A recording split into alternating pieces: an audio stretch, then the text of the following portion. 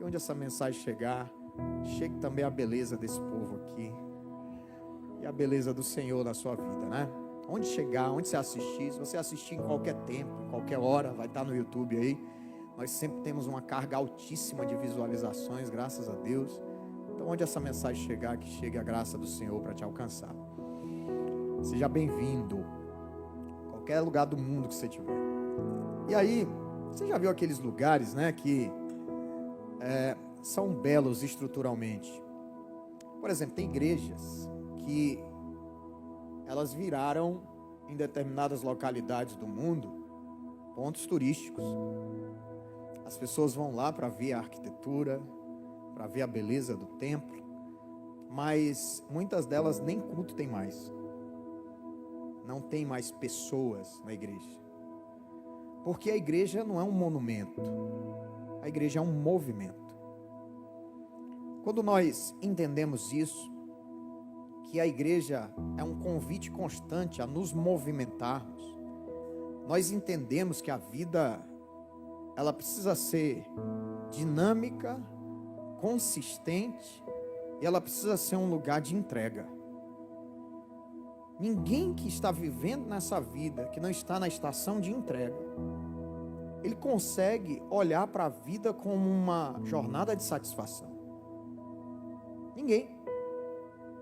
Quando, por exemplo, nós pensamos nessa série, 2 versículos nos baseiam durante todos esses 4 domingos que vamos viver.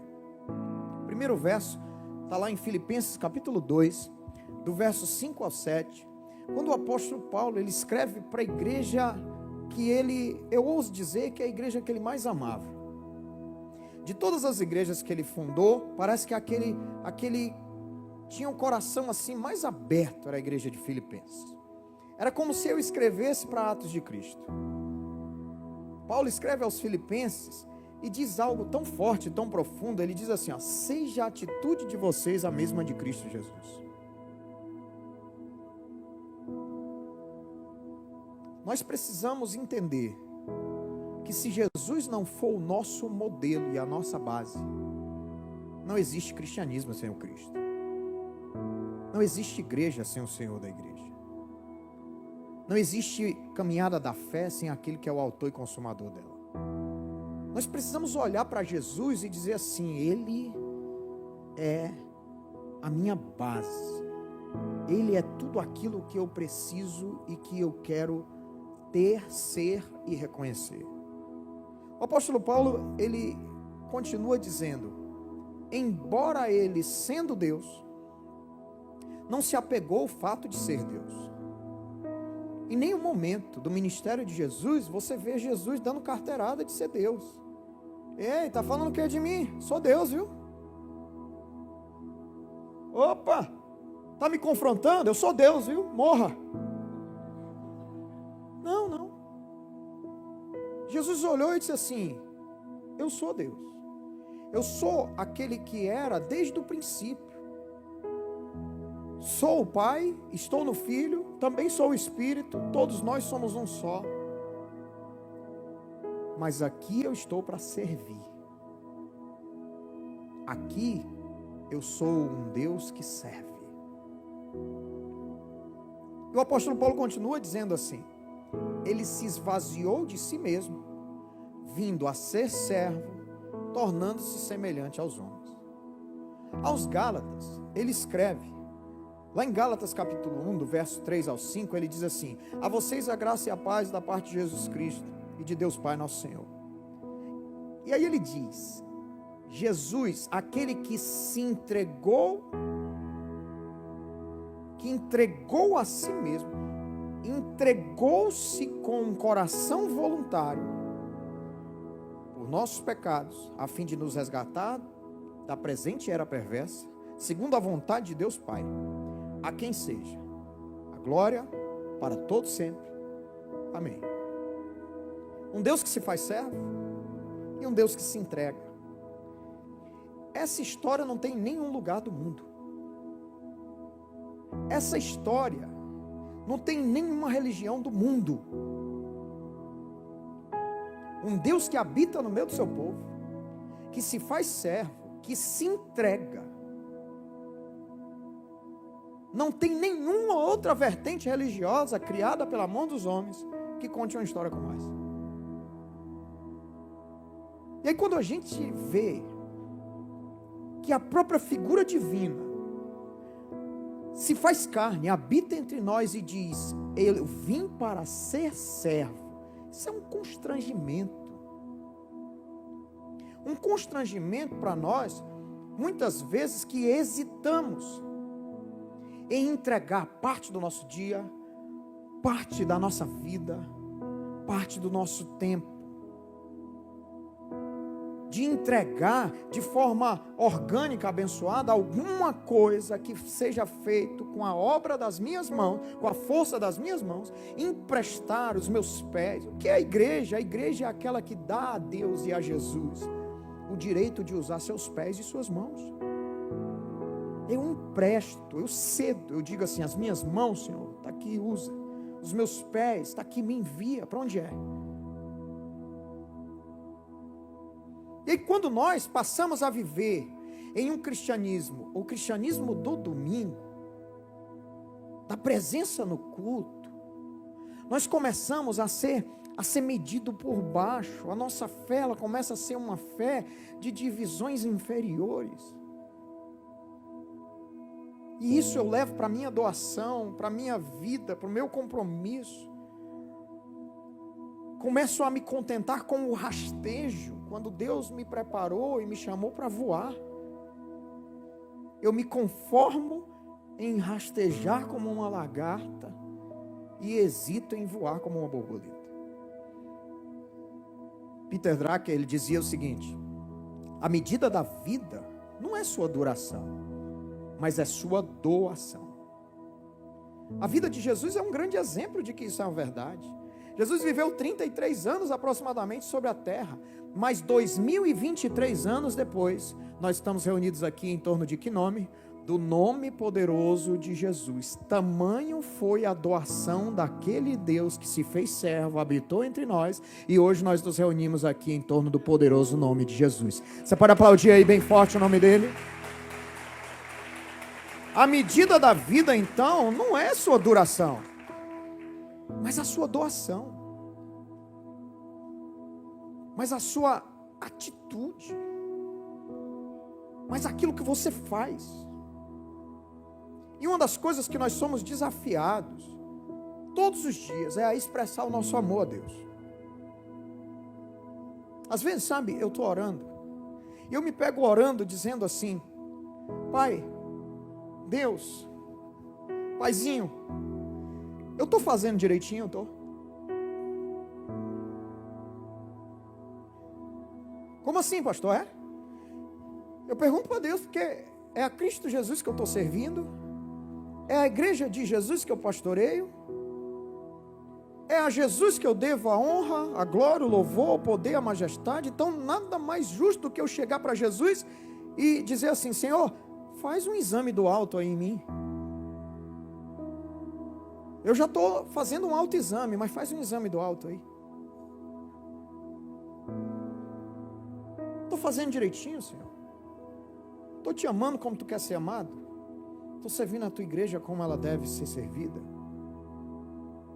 Estou expressando o meu amor a ti, de forma que o teu coração se alegra por isso. Mateus capítulo 22, do verso 37 ao 38, Jesus ele diz algo muito forte, que todos nós conhecemos, mas vamos lembrar aqui nesse domingo. Respondeu Jesus: ame ao Senhor o seu Deus de todo o seu coração, de toda a sua alma, de todo o seu entendimento. Esse é o primeiro e o maior mandamento. E aí você diz: legal, amo a Deus, tudo certo. Tá lá, ó, meu Instagram, em algum momento você vai achar lá um post que fala de Deus, amo Deus. Aí você vai olhar e vai dizer assim: Deus é tudo, Deus está na minha vida. Deus é tudo que eu tenho. Deus eu amo. Olha, aqueles recadinhos do WhatsApp, eu mando todo dia para pelo menos 10 pessoas dizendo sobre o amor de Deus. Deus é amor, Deus é demais, Deus é tudo que eu tenho. E aí você fala, você declara: Deus é quem me manda, Deus é quem me comanda.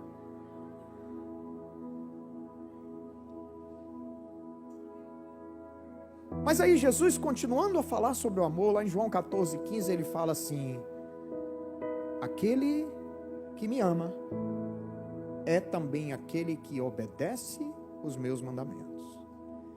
Aí o sarrafo começa a subir. Aí a coisa começa a afunilar. Não dá para ser só uma declaração mais. Não dá para ser só mais um post da rede social, no mundo virtual. Não dá para ser mais só um recado do WhatsApp. Não dá mais para ser mais só um vídeo gravado. Não. Saiu desse contexto e virou obediência. Se você me ama, você obedece os meus mandamentos. E essa é uma realidade que a convergência do nosso discurso e da nossa prática, ela precisa ser um desafio nosso todos os dias. Porque todos nós temos falado algo e estamos sendo desafiados para que as nossas ações, as nossas atitudes sejam convergentes com aquilo que estamos falando, pregando, postando, dizendo, cantando.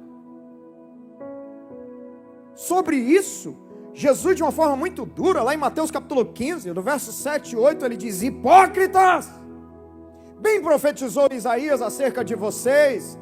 Há 700 anos atrás, Isaías já falava que tem um povo que me honra com os lábios, mas o seu coração está distante, longe de mim. O que nós precisamos entender de uma vez por todas é que Deus não quer ser amado só de boca. Que nós precisamos entender de uma vez por todas que um discurso, ninguém quer, não é só Deus não, ninguém. Se eu dissesse que te amo, se você dissesse que ama alguém e não fizesse nada por essa pessoa, não dedicasse tempo a essa pessoa, não se relacionasse com essa pessoa, não estivesse pronto para servir essa pessoa quando necessário, esse amor não encontra base de sustentação. É um discurso. Está ouvindo muito falar desse termo, né? É uma falácia. Nós precisamos entender isso e guardar isso no teu coração, no nosso coração. E a pergunta que eu quero te fazer é: como você tem demonstrado seu amor a Deus? Como você tem demonstrado com as ações, com a obra das suas mãos, que você ama Deus de verdade? Então essa é a segunda mensagem dessa série, Chamados para Servir. E aqueles que são chamados para servir também são chamados para amar a Deus. E aqueles que são chamados para servir, eles entendem a primeira coisa. Qual é a primeira coisa? Amam. Os chamados para servir, eles amam a presença de Deus. E tem muita coisa importante na sua vida. Mas dentre elas, a mais importante é você, nós deveríamos amar a presença de Deus, como alguém que não consegue viver e dar um passo sem ela. Deus deveria dirigir com você, Deus deveria tomar café com você, Deus deveria estar vivendo uma jornada de trabalho diária com você, Deus deveria estar todos os dias na sua vida, Deus deveria estar no seu devocional diário, mas não ser desprezado nas decisões difíceis do seu dia a dia. Não, você deveria ser um homem e uma mulher que vivesse constantemente inundado pela graça e pela presença de Deus. E isso não era porque você merece ou não, mas simplesmente porque você ama. Pai, eu amo a tua presença. E essa presença deve ser uma presença que nos agracia, que nos ministra, que nos constrange.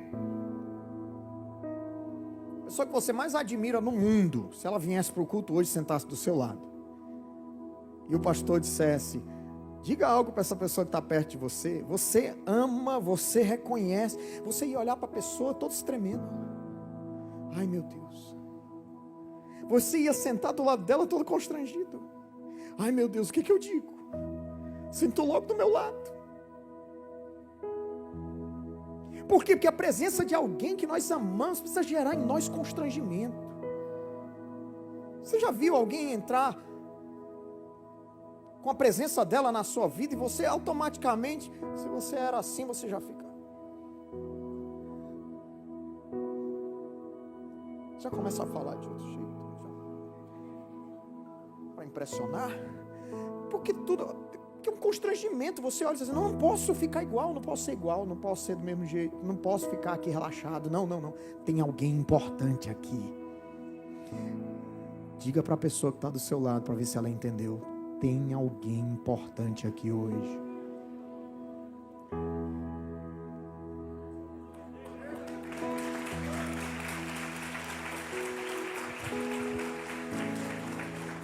Êxodo capítulo 33, verso 7. Tem um texto que fala de um homem. Olha, um dos homens mais conhecidos nas escrituras é Moisés. Você não deve conhecer ninguém aí que abriu o mar. Moisés abriu. Você não deve conhecer ninguém que fez parte do maior projeto de libertação depois do de Jesus, foi o de Moisés. Mais de 1 milhão de pessoas, uma escravidão de mais de 400 anos, o povo ser liberto no Egito pela liderança daquele homem. Mas a Bíblia diz em Êxodo 33, 7, que Moisés costumava montar uma tenda do lado de fora do acampamento, e ele chamava da tenda do encontro. Ele dizia assim, esse local é um local especial, para que eu esteja na presença daquele que eu estou servindo. A presença valorizada é entender o que o salmista disse.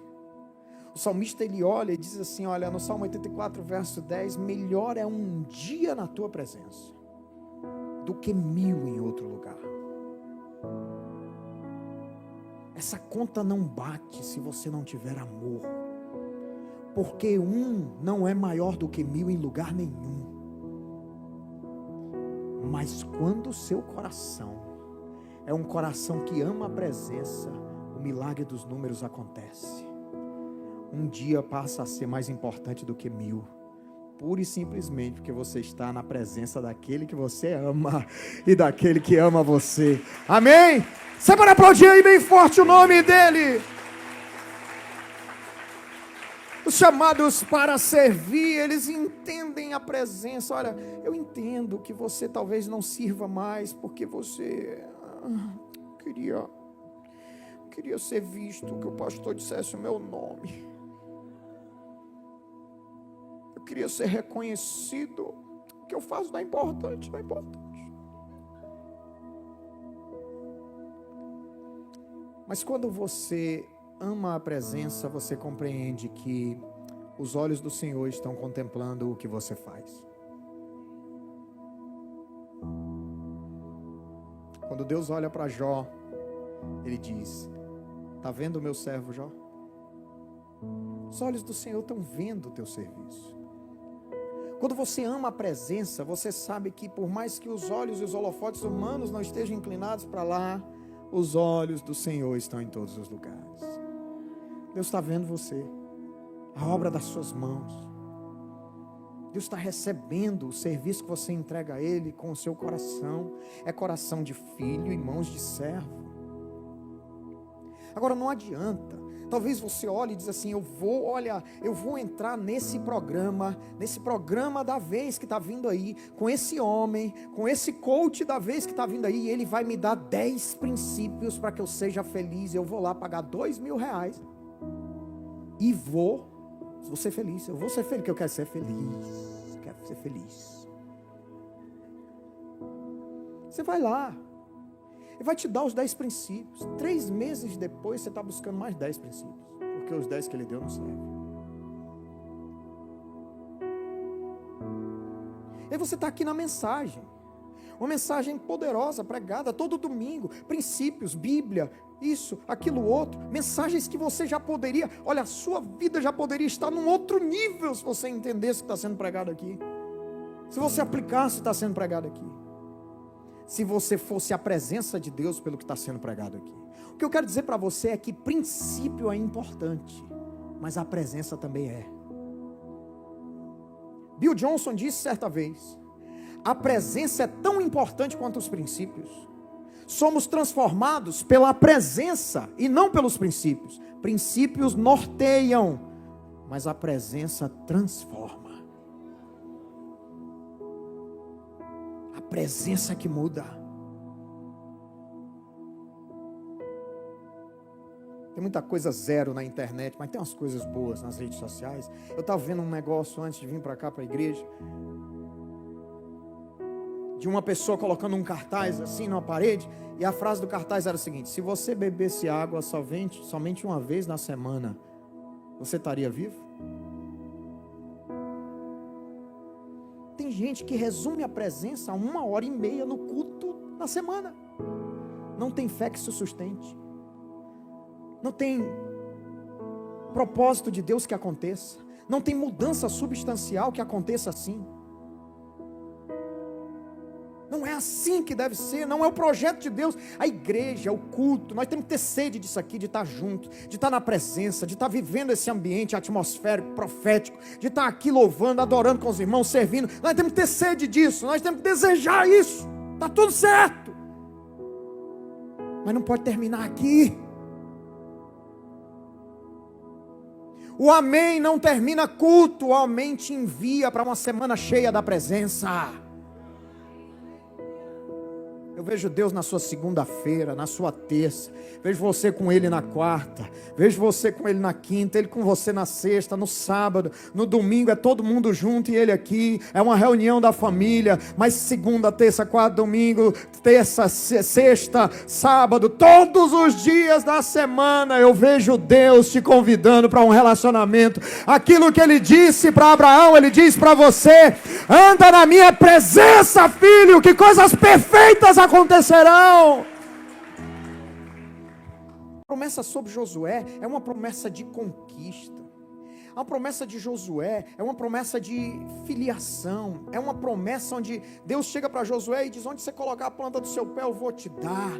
Você vai fazer conforme o meu filho Moisés fez. Você vai conquistar, você vai chegar. Eu vou dar a conquista, a terra que emana leite e mel. Você que vai levar o povo para ela. E quando é uma palavra de conquista, a gente ama, sim ou não? Se eu disser assim: você vai ser derrotado, você vai... Mas se eu disser, você vai vencer, você já se sente, você já fica forte, né, Danilo? Você já fica fortão, já malhou a alma. Ó, vencedor, pisou onde você pisou, você vai conquistar. Você, eita, estou mais forte ainda, agora ninguém me segura. Ó, Deus é contigo e só vai vir vitória. E você, eu quero essa palavra. Esse pastor é lindo demais, que essa palavra é forte. Mas antes disso, irmão, no verso 1 de Josué capítulo 1, tem um segredo. A Bíblia diz que sucedeu depois da morte de Moisés. Quem era Moisés? Servo do Senhor. Que o Senhor falou a Josué, filho de Num, servo de Moisés. O que tem em comum aí, gente? Moisés é servo, Josué é servo. Você quer viver grandes coisas de Deus na sua vida? Você quer que as promessas de Deus sejam consequentes e conquistadoras sobre você? Você precisa entregar a Deus um coração de filho e as mãos de servo. Porque se você não serve, para Deus também você não serve. Se você não vive para servir, você não serve para viver diante de Deus e para carregar o nome que está acima de todo nome na sua vida. Porque se até o seu próprio filho se fez servo, quanto mais eu e você. E às vezes a gente está aí sentadão, está aí vivendo esse cristianismo de beber a água uma vez por semana e está dizendo assim: tá bom. Você está só massageando o seu ego, trazendo um pouco de bálsamo para as suas feridas. E tudo isso é momentâneo. Mas quando você entende aquilo que Jesus diz em Mateus 20 e 28, quando ele diz: bem como o Filho do Homem, que não veio para ser servido, mas para servir, e para dar a sua vida em resgate de muitos. Nós estamos aqui hoje, porque ele se fez servo, e decidiu servir entregando a sua própria vida.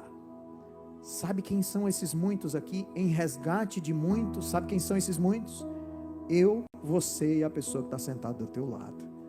Nós somos os muitos que foram resgatados pelo serviço da obra das mãos de Jesus, entregando a sua vida por mim e por você. Você pode aplaudir aí bem forte o nome de Jesus?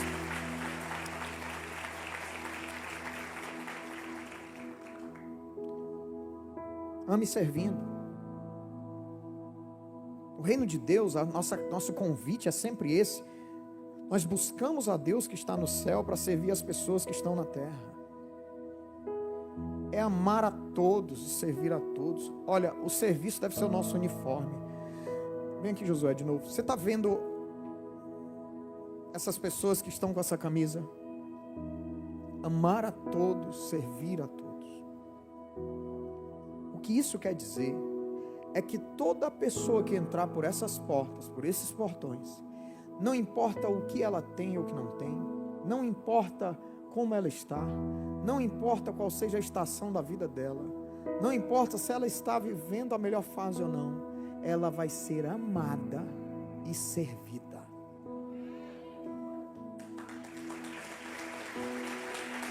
Quando você encontrar alguém em alguns dos cultos, ou antes ou depois, com essa camisa, saiba que essa pessoa deixou de fazer algo para ela mesma, para fazer para você.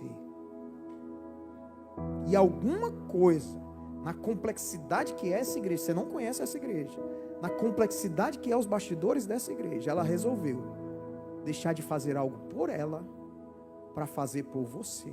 Quando você encontrar alguém com essa camisa, você agradeça, porque o serviço é o nosso uniforme.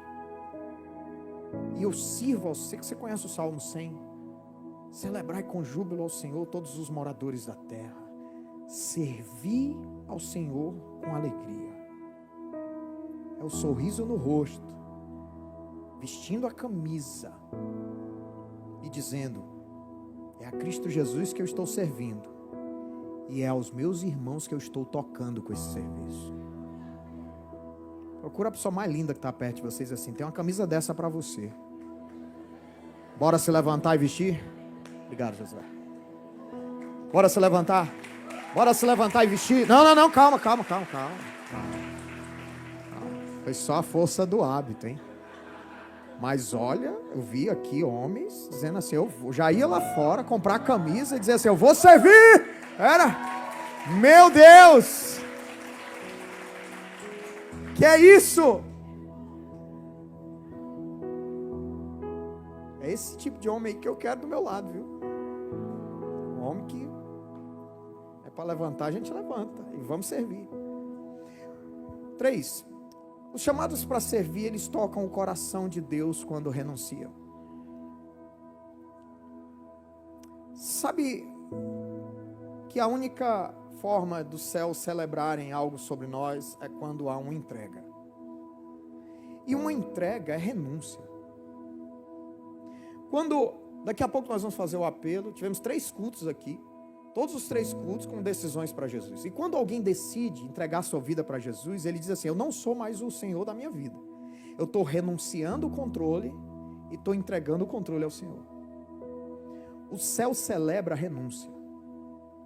Não tem nada que você possa dar a Deus que vai chamar a atenção de Deus. Olha, primeiro, ninguém pega Deus de surpresa, tá?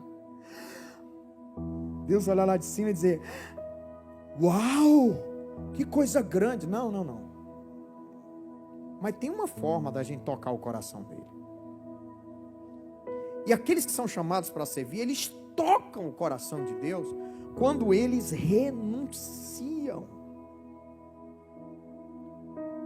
A Bíblia diz, em Lucas 7, 37 e 38, a história de uma mulher que ela quebra um vaso de alabastro puro, que valia 300 denários. Ela invade uma reunião, unge Jesus, se emociona tanto que chora aos seus pés, enxuga com os cabelos. Uma cena extremamente abençoadora. O Evangelho registra várias vezes essa cena. Em uma em um desses registros, falam sobre a crítica daqueles que estavam vendo, dizendo assim: isso é muito caro. Isso poderia ter sido vendido e ter dado aos pobres. Jesus olha e diz assim: opa. Vocês não sabem o que vocês estão dizendo, não. O que essa mulher deu está me preparando para algo que está por vir. E tem mais: os pobres vocês vão ter para sempre, mas daqui a pouco eu vou partir. Jesus interrompeu até um discurso lógico. Vamos dar para os pobres. Opa, a renúncia desse coração na minha direção, vocês não vão confrontar e nem criticar, não. O que ela fez por mim, e está feito. Sabe qual é o nosso problema? Às vezes a gente está esperando o cenário perfeito para servir a Deus. Se eu tirar você do cavalo, tirar o seu chão, esse cenário nunca vai vir. Esse cenário nunca vai ser possível. Às vezes a gente está esperando, sabe, Marte se aliar com Saturno, que se alia com Júpiter, e aí faz aquela linha perfeita da conexão celestial, e aí, não, aí eu vou servir a Deus. Quando tu estiver assim, cara, nunca vai acontecer isso. A chamada para o serviço sempre vai ser uma chamada de renúncia. E Deus ama uma renúncia. Deus ama quem renuncia. Talvez você olhe e diz assim: eu vou dar um presente para Deus. Você pode pegar todo o dinheiro do mundo e comprar o carro mais caro do mundo. Vai servir para quê para Deus? Você pode chegar e dizer assim: vou comprar para Deus um iPhone 14. Vai servir para quê para Deus? Vou comprar um palácio. Vou ligar para o Helder. Vou pedir para o Helder cotar a casa mais cara do mundo para eu comprar. E essa casa vai ser para Deus. Deus vai morar nela.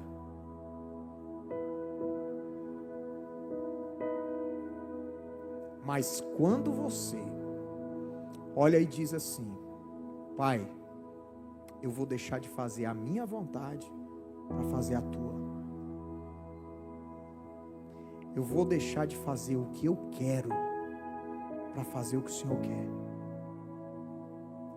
Eu vou deixar de fazer o que eu acho que é melhor para fazer o que eu tenho certeza que o Senhor quer que eu faça. Isso é renúncia. E Deus ama isso.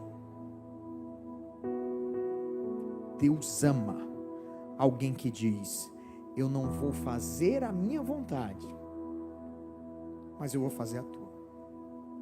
Isso, para Deus, é presente. No percurso do amor a Deus, sempre haverão trechos de renúncia para trilhar.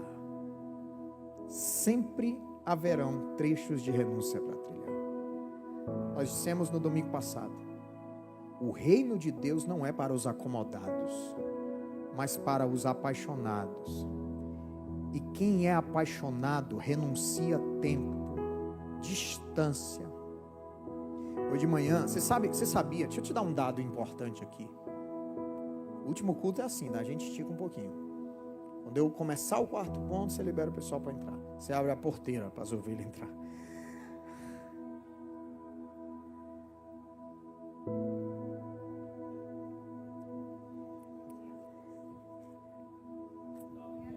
Um dado importante.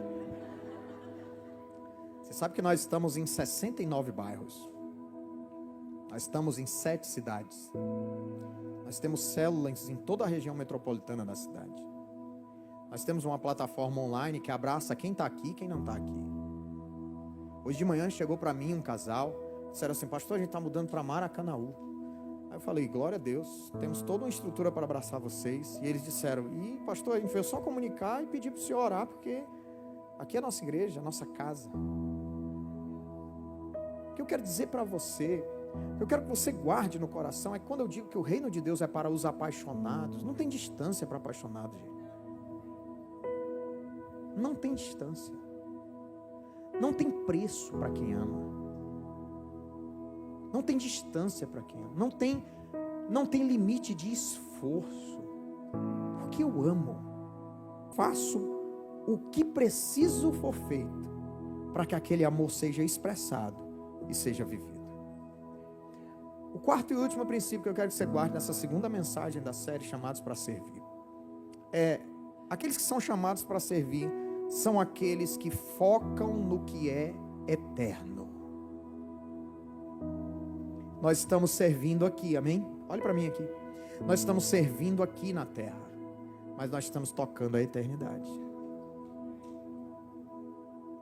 Essa semana eu fui numa creche. Fazia muito tempo que eu queria ir nessa creche. A creche de uma ovelha nossa aqui. Uma creche em um lugar simples, humilde da periferia. 96 crianças de até 3 anos.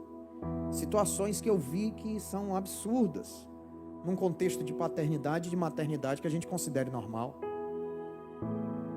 E eu cheguei lá e vi a estrutura, tanta coisa que a gente pode fazer, e eu pensando, nós vamos fazer isso, nós vamos pintar isso aqui nós vamos ajudar, aqui nós vamos comprar um negócio, vamos botar, e vamos. Em novembro eu tô lá com meu pincel, minha tinta, saca de cimento. Se você quiser ir comigo, eu quero ver você lá, tá? Nós vamos anunciar aqui, pode ficar em paz. 96 crianças, até 3 anos de idade. O que é que essas crianças podem dar para a gente, gente? O que eles podem dar? Nada, gente. Mas se o nosso serviço, se o nosso amor através do serviço mudar a vida de uma delas, transformar a vida de uma delas, levar uma delas para o céu, nós vamos ter feito a diferença pela eternidade inteira. Você consegue entender isso? Estava lá eu, Luciano, estava lá o Daniel, estava lá a Luana. Nós estávamos lá fazendo o nosso papel e escutando pessoas que... Você quer dar graças a Deus pela sua estação? Visite pessoas que estão numa estação pior do que a sua. Você vai olhar e vai dizer assim: graças a Deus pelas minhas lutas, pelas minhas dores, pelos meus desafios, graças a Deus. Nós precisamos entender isso. Nós estamos caminhando, servindo a Deus e caminhando para um lugar, e esse lugar é o lugar que o olho não viu, como diz lá em 1 Coríntios 2,9, que o ouvido não ouviu, que não chegou à mente, ao coração do homem, mas é o lugar que Deus preparou para aqueles que o amam. Ame servindo e sirva amando. Diga isso para alguém que está perto de você. Ame servindo e sirva amando. E se talvez você está esperando que o retorno do seu serviço seja somente nessa vida, eu quero dizer para você que tem coisas que nós vamos fazer aqui que vai ecoar na eternidade. Tem coisas que nós estamos plantando aqui que nós vamos colher na eternidade. Deus separou coisas para a gente viver na terra e outras para a gente viver no céu. Tem plantio, nós estamos costurando hoje para vestir na eternidade. Olha, eu guardo no meu coração todas as vezes que há uma urgência por uma colheita terrena, vem brotar no meu coração. Eu lembro de 1 Coríntios 15:19, o texto diz: se esperamos de Cristo somente nessa vida, nós somos os mais miseráveis dos homens. Cristo já está lá. Lá onde? No lugar que o olho não viu, que o ouvido não ouviu, que não chegou à mente e ao coração do homem, mas é o lugar que Ele preparou para aqueles que o amam. É o lugar que Ele preparou para mim e para você, que estamos servindo a todos, amando a todos, que estamos buscando a Deus que está nos céus, para servir as pessoas que estão aqui na terra. E aí eu concluo dizendo para você o seguinte: tem corações aqui, presencial e online, que são alvos do amor de Deus nessa noite. São corações que estão recebendo a surpresa de uma visita. São corações que, como uma porta, estão fechados, mas que o Espírito Santo está batendo e dizendo: abra. Eu quero colocar coisas no lugar. Eu quero promover um banquete. E eu quero fazer algo que talvez você está esperando que qualquer pessoa faça, inclusive você mesmo, mas que ninguém vai fazer, inclusive você, mas que Deus pode começar a fazer nessa noite. Basta você entender que o que cabe a Deus é bater, e o que cabe a você é abrir. Apocalipse 3:20 diz: eis que estou à porta e bato. Se alguém ouvir a minha voz e abrir a porta, eu entrarei e cearei com ele, e ele comigo. Vamos aplaudir a Jesus. Agora vamos ficar de pé.